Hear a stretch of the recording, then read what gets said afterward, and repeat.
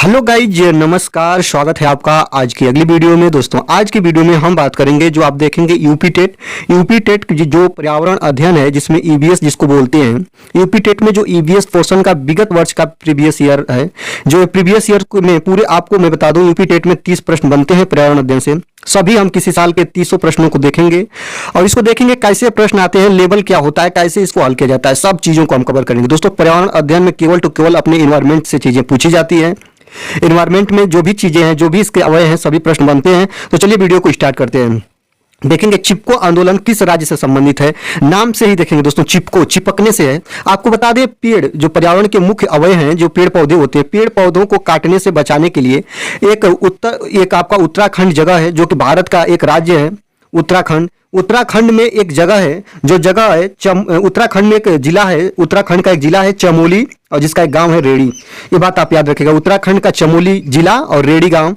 वहीं पे पेड़ों पौधों को काटने से बचाने के लिए वहां पे निवास करने वाली जो जनजातियां थी, जब लकड़हारा किसी पेड़ को काटते थे तो वहां की जनजातियां उसको अपने हाथों से पकड़कर लिपट जाती थी। तो यही था चिपको आंदोलन दोस्तों। तो यह कहां से स्टार्ट हुआ? तो उत्तराखंड का चमोली जिला का रेड़ी गांव, और यही है आपका चिपको आंदोलन। और इसको स्टार्ट करने वाले जो प्रवेता हैं वो सुंदरलाल बहुगुणा है। सुंदरलाल बहुगुणा को कहा जाता है चिपको आंदोलन का जनक। और यह उत्तराखंड के चमोली जिला का रेड़ी गांव से स्टार्ट हुआ, और इसका मुख्य उद्देश्य था पेड़ पौधों को कटने से बचाना।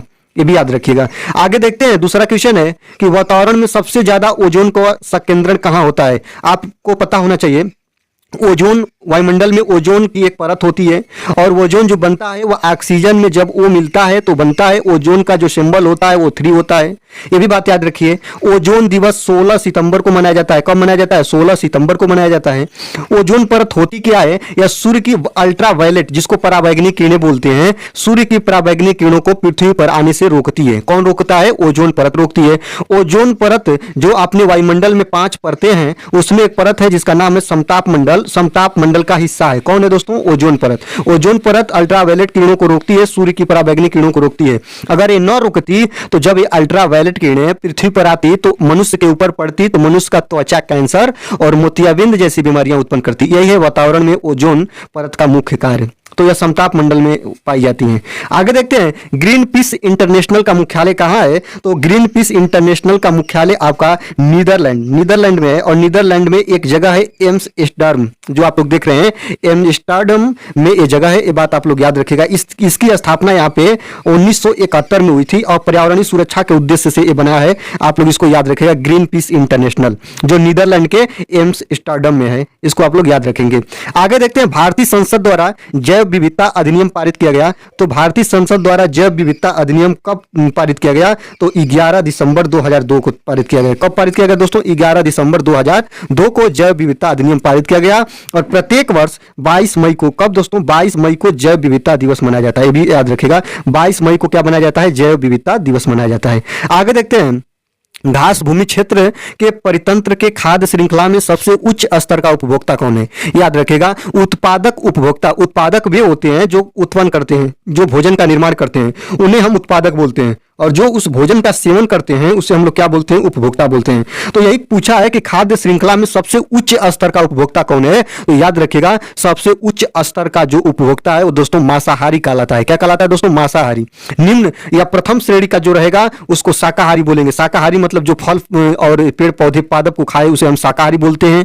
जो मांस को खाए उसे मांसाहारी बोलते हैं। और जो याद रखिएगा, जो शाकाहारी और मांसाहारी दोनों के भोजन को सेवन करे उसे हम लोग सर्वाहारी बोलते हैं। इस बात को याद रखिएगा।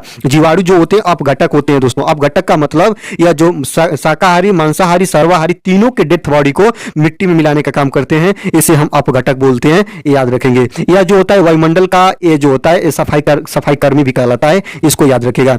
निम्नलिखित में से कौन जैवमंडल का अजैविक घटक नहीं है? याद रखिएगा, 2 प्रकार के जैवमंडल में घटक होते हैं। एक होता है प्यारे जैविक घटक और एक होता है अजैविक घटक। दोनों को देखिए, जैविक घटक वो होता है जिसमें जीवन पाया जाता है, अजैविक घटक वो होता है जिसमें जीवन नहीं पाया जाता है। जैसे आपका अजैविक घटक में हो गया नदी हो गया, पहाड़ हो गया, झरना हो गया, वायु हो गई, ठीक ना, धूप हो गया, सब अजैविक घटक हैं। अगर जैविक घटक की बात करें तो याद रखिएगा जैविक घटक में पेड़ पौधे, मनुष्य, गाय भैंस बकरी, ये सभी जैविक घटक हैं। तो कह रहा है कि निम्नलिखित में कौन जैव मंडल का अजैविक घटक नहीं है? अजैविक घटक नहीं है, कौन नहीं है? फास्फोरस अजैविक घटक है, कवक अजैविक घटक है, नहीं ये तो जैविक घटक है, प्रोटीन अजैविक घटक है और मृदा भी अजैविक घटक है। तो कौन अजैविक घटक नहीं है मतलब जैविक घटक है? तो कवक। कवक के अंदर जीवन पाया जाता है, इसको आप लोग याद रखिएगा, यह लिविंग थिंग्स है, जीवन इसमें पाया जाता है। तो कौन अजैविक घटक नहीं है? तो कवक नहीं है प्यारे, ठीक। ये फास्फोरस, प्रोटीन, मृदा, ये सभी अजैविक घटक के एग्जाम्पल हैं। आगे देखते हैं, निम्नलिखित में से कौन सी कृषि करने की प्रक्रिया पर्यावरण संरक्षण में सहायक होती है? ये कृषि की प्रक्रिया है और कौन ऐसी कृषि करने की प्रक्रिया है जो पर्यावरण के लिए सहायक होती है, संरक्षण प्रदान करती है, पर्यावरण को नुकसान नहीं देती है? दोस्तों ये बताना है।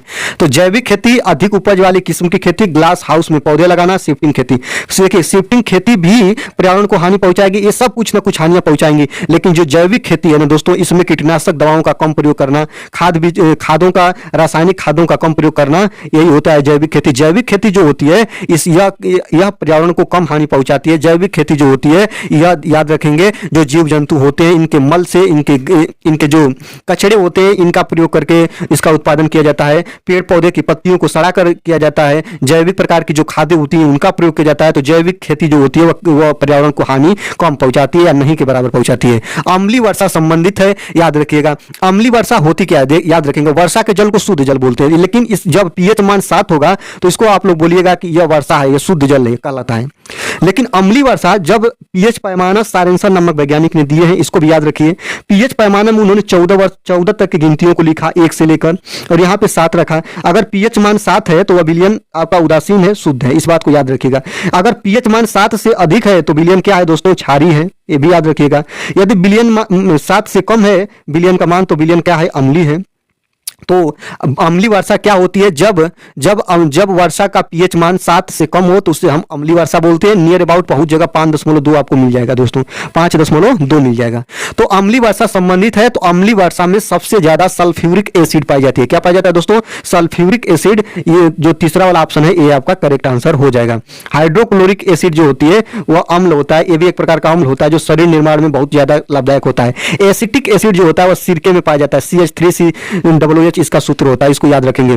WWF से क्या आशा है, मतलब WWF का फुल फॉर्म पूछा है तो WWF का फुल फॉर्म होता है वर्ल्ड वाइल्ड लाइफ फंड होता है। ऑप्शन नंबर दूसरा आपका करेक्ट आंसर हो जाएगा। लेकिन कितने लोग वर्ल्ड वाइड फंड के साथ भी जाएंगे, ये भी सही है, याद रखिएगा, ये भी सही है। लेकिन ये जब जहां पे लिखा मिल जाए ना प्यारे, इसके साथ जाइएगा, क्योंकि आप गूगल करिए, क्रोम करिए, ये भी आपको दिखाई देगा। लेकिन आयोग ने जब ये प्रश्न बना था यूपी टेट में तो आयोग ने ये वाला दूसरा वाला ऑप्शन को सही माना है, इसको आप लोग ध्यान दीजिएगा। आपत्ति भी दर्ज कराई गई थी लेकिन आयोग ने इस बात को इनकार कर दिया, क्योंकि WWF का जो करेक्ट फुल फॉर्म होता है वर्ल्ड वाइल्ड लाइफ फंड होता है। आगे देखते हैं, फूलों की घाटी अवस्थित है, याद रखेंगे। फूलों की घाटी कहाँ है या फूलों की घाटी किसे कहा जाता है, तो फूलों की घाटी उत्तराखंड में है। कहाँ पे दोस्तों, उत्तराखंड में फूलों की घाटी है। देवों की भूमि उत्तराखंड को ही कहते हैं, फूलों की घाटी उसी को कहते हैं। एक प्रश्न और बनता है, काफी इंपॉर्टेंट प्रश्न है कि साइलेंट वैली कहाँ है, तो साइलेंट वैली जो है वह कहाँ पे है दोस्तों, साइलेंट वैली आपके केरल राज्य में है। कहाँ पे है दोस्तों, केरल राज्य में।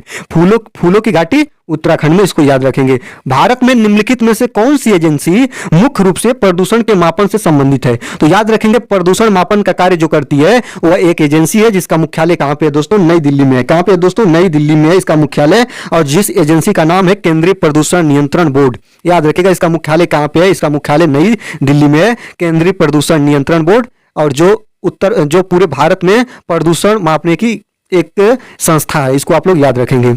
आगे देखते हैं, कोट्रोपॉक्सी एक जागृत ज्वालामुखी है जो अवस्थित है। तो कोट्रोपॉक्सी एक प्रकार की जागृत ज्वालामुखी है जो कहां पे है, तो वह एंडीज में है। कहां पे है दोस्तों, यह एंडीज में है, इसको आप लोग याद रखेंगे, एंडीज में है। आगे देखते हैं, तिब्बत की सांगपो नदी भारत में जानी जाती है। तो जो तिब्बत की सांगपो नदी है जब यह भारत में प्रवेश करती है, कहां प्रवेश करती है, तो अरुणाचल प्रदेश में प्रवेश करती है, अरुणाचल प्रदेश में प्रवेश करती है। तो जब ही भारत में प्रवेश करती है तो यह ब्रह्मपुत्रा के नाम से जाने लगती है। ऑप्शन नंबर तीसरा आपका सही हो जाएगा। तिब्बत की सांगपो नदी को भारत में ब्रह्मपुत्र कहा जाता है। आगे देखते हैं, निम्न में से कहां आर्सेनिक द्वारा जल प्रदूषण सर्वाधिक होता है। आर्सेनिक जो AS से दर्शाते हैं। और एक प्रकार से आप देखेंगे एक प्रकार का तत्व ही है आर्सेनिक। और यह जल प्रदूषण आर्सेनिक के द्वारा सबसे ज्यादा पश्चिम बंगाल में होता है। कहां पे होता है दोस्तों? पश्चिम बंगाल में होता है आर्सेनिक के द्वारा जल प्रदूषण। इसको आप लोग ध्यान रखेंगे। या जो नदियों में या तालाबों में जब यह कचरे के रूप में या आपके फैक्ट्री से निकलता है तो ये होता है। और जल प्रदूषण में पाया जाता है आर्सेनिक, जो सबसे ज्यादा पश्चिम बंगाल में होता है। आगे देखते हैं, भारत में पश्चिमी घाट के दक्कन शुष्क हैं, क्योंकि क्या होता है, क्यों है ये दक्कन शुष्क? भारत में पश्चिमी घाट के दक्कन शुष्क हैं क्योंकि रेनो शेडो प्रभाव होता है। क्या होता है दोस्तों? रेनो शेडो प्रभाव होता है। ये आप लोग याद रखेंगे, रेन शेडो प्रभाव के कारण होता है पश्चिमी घाट के दक्कन शुष्क हैं। वन्य जीव सुरक्षा अधिनियम पारित किया गया था। वन्य जीव सुरक्षा अधिनियम कब पारित किया गया? तो 1972 में पारित किया गया। वन्य के जीवों की सुरक्षा के लिए अधिनियम लाया गया कि जितने भी वन्य में निवास करने वाले जो जीव हैं उनको तस्करी या मारना या उन्हें मांस का प्रयोग करना, ये सब चीजों, या हाथी को उनके दांतों के लिए या कस्तूरी हिरण को थोड़े से खुशबू के लिए मार देना, सभी जानवरों को बचाने के लिए वन्य जीव सुरक्षा अधिनियम 1972 में लाया गया। वायुमंडल की ऊपरी सीमा पर प्रति इकाई क्षेत्र में प्राप्त होने वाली सौर विकिरण क्या कहलाती है? तो वायुमंडल की ऊपरी सीमा पर प्रति इकाई क्षेत्र में प्राप्त होने वाली सौर विकिरण सूर्यताप कहलाती है। इसको याद रखिएगा, सूर्यताप। ऑप्शन नंबर 4 आपका करेक्ट आंसर हो जाएगा। किस देश के संविधान से मौलिक कर्तव्य लिया गया है? तो मौलिक कर्तव्य कहां से लिया गया है? USSR से लिया गया है। ऑप्शन नंबर 1 आपका करेक्ट आंसर हो जाएगा। और यहाँ पे मूल अधिकार कहां से लिए गए हैं? तो USA से लिए गए हैं मूल अधिकार, ये भी याद रखेंगे।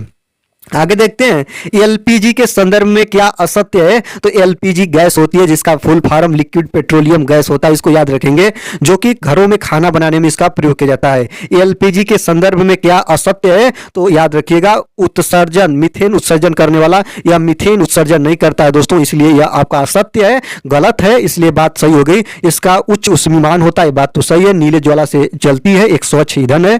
स्वच्छ ईंधन क्यों कहा जाता है? क्योंकि जलने के बाद एक किसी प्रकार का अपशिष्ट नहीं छोड़ती है, इसलिए हम इसे स्वच्छ ईंधन बोलते हैं, ये भी याद रखेंगे। LPG गैस में LPG गैस के रिसाव के लिए एथिल मरकैप्टन उसमें मिलाया जाता है, ये भी आप लोग याद रखेंगे, ये भी काफी इंपॉर्टेंट पॉइंट है। आगे देखते हैं, पारिस्थितिकी तंत्र के घटक। पारिस्थितिकी तंत्र के घटक कौन है? तो उत्पादक, उपभोक्ता और अपघटक, यही तीनों मिलकर पारिस्थितिकी तंत्र का निर्माण करते हैं। ऑप्शन नंबर 1 आपका करेक्ट आंसर हो जाएगा। देशांतरी दूरी 1 घंटे के समय अंतराल के बराबर होती है। तो देशांतरी दूरी 1 घंटे के 15 डिग्री समय अंतराल के बराबर होती है। कितनी डिग्री? 15 डिग्री। ऑप्शन नंबर 1 आपका करेक्ट आंसर हो जाएगा। यहां पे देखिए, इकोसिस्टम शब्द का प्रयोग सर्वप्रथम किसने किया? तो आप लोग देखेंगे, इकोसिस्टम शब्द का प्रयोग सर्वप्रथम डॉक्टर एजी टॉन्सले ने किया था। डॉक्टर एजी टॉन्सले ने इकोसिस्टम का सर्वप्रथम प्रयोग किया था। ध्रुव तारा कहा जाता है पश्चिमी तारे को, पूर्वी तारे को, दक्षिणी तारे को, उत्तरी तारे को? तो ध्रुव तारा उत्तरी तारे को कहा जाता है। कौन सी तारे को कहा जाता है दोस्तों? उत्तरी तारे को ध्रुव तारा की संज्ञा दी जाती है। भारत में प्रोजेक्ट टाइगर कब लाया गया? तो याद रखिएगा, 1972 में लाया गया आपका वन्य सुरक्षा अधिनियम, और 1973 में लाया गया प्रोजेक्ट टाइगर। क्या लाया गया? Project tiger. और 1972 में वन्य जीव सुरक्षा अधिनियम और 73 में प्रोजेक्ट टाइगर, याद रखेंगे। कान्हा राष्ट्रीय उद्यान भारत के किस राज्य में स्थित है? तो कान्हा राष्ट्रीय उद्यान भारत के मध्य प्रदेश राज्य में। कहां पे दोस्तों? मध्य प्रदेश राज्य में। ऑप्शन नंबर 3 आपका करेक्ट आंसर हो जाएगा। लखनऊ समझौता जो 1916 में हुआ, किन दो पक्षों के मध्य हुआ था? तो जो लखनऊ समझौता था 1916 में मुस्लिम लीग और कांग्रेस के मध्य हुआ। जो ऑप्शन नंबर 4 आप देखेंगे, कांग्रेस और मुस्लिम लीग के मध्य हुआ। ऑप्शन नंबर 4 आपका करेक्ट आंसर हो जाएगा। आगे देखते हैं, जंगली गधों का अभ्यारण्य कहां पे है? तो जंगली गधों का अभ्यारण्य गुजरात प्रांत में है, गुजरात राज्य में। ये आप लोग याद रखेंगे, जंगली गधों का यह जो अभ्यारण्य है जो गुजरात कच्छ में पाया जाता है, गुजरात के कच्छ में पाया जाता है, इसको आप लोग याद रखेंगे।